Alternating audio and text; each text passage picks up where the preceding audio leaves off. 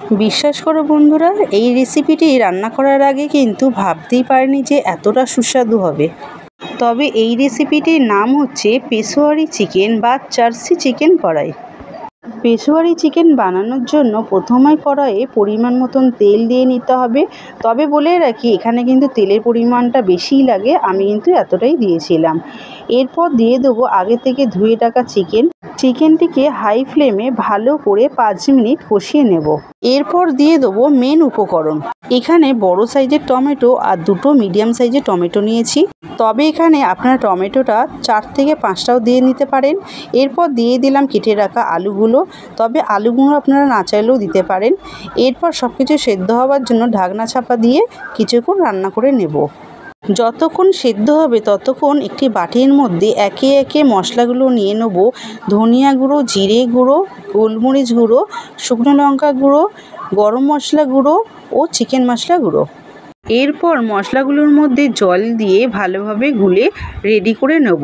তবে এখানে আমি হলুদটা দিইনি, অফ ক্যামেরায় কিন্তু আমি হলুদটা অ্যাড করেছিলাম। গুঁড়ো মশলা এখানে আমার রেডি হয়ে গেছে। ফিরে এলাম 10 মিনিট পর।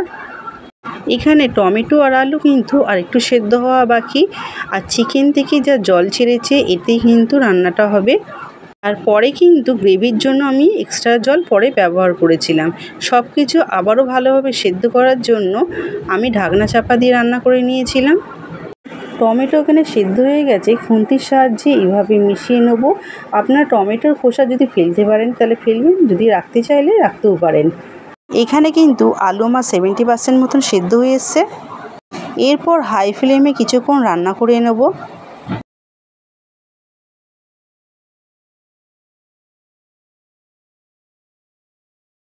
ভালোভাবে কষিয়ে রান্না করা হয়ে গেলে এরপর দিয়ে দেবো আদা রসুন পেস্ট। সেটিকেও দিয়ে ভালোভাবে কষিয়ে নেব যাতে আদা রসুনের কাঁচা গন্ধটি চলে যায়। এরপর দিয়ে দেবো আগে থেকে গুলে রাখা মশলাটা। সব কিছু মাংসের সাথে মিশিয়ে আবারও রান্না করে নেব।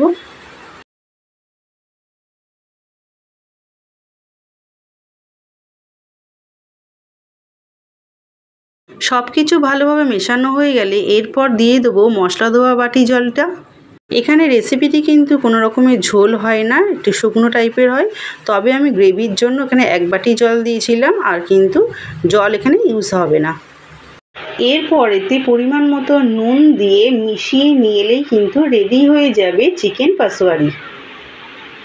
তবে বুঝতেই পারছেন এখানে কিন্তু এক্সট্রা কোনো উপকরণ লাগেনি, সমস্ত ঘরোয়া উপকরণ দিয়েই রান্নাটি হয়েছে। তবে নামানোর আগে ওপর থেকে চিরা কাঁচা লঙ্কা ছড়িয়ে দিলেই সার্ভ করার জন্য একেবারেই পারফেক্টলি রেডি। তবে এই রেসিপিতে কী উপকরণ আমি ইউজ করিনি অবশ্যই আমাকে কমেন্ট করে জানাবেন।